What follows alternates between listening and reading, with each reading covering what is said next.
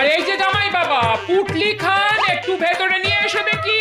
এই ভারী পুটলি বয়ে বয়ে আমার হাত দুটো কনকন কনকন শুরু করে দিল রে বাবা রে।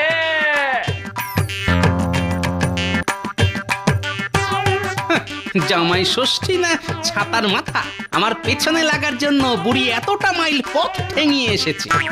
একেই বলে গিন্নির জ্বালায় অস্থির, তার উপর আবার শাশুড়ি মা, যাকে বলে একটার সঙ্গে আরেকটা একদম বিনামূল্যে।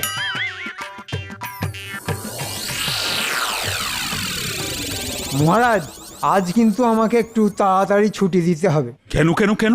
আজ বুঝি তোমার জন্মদিন?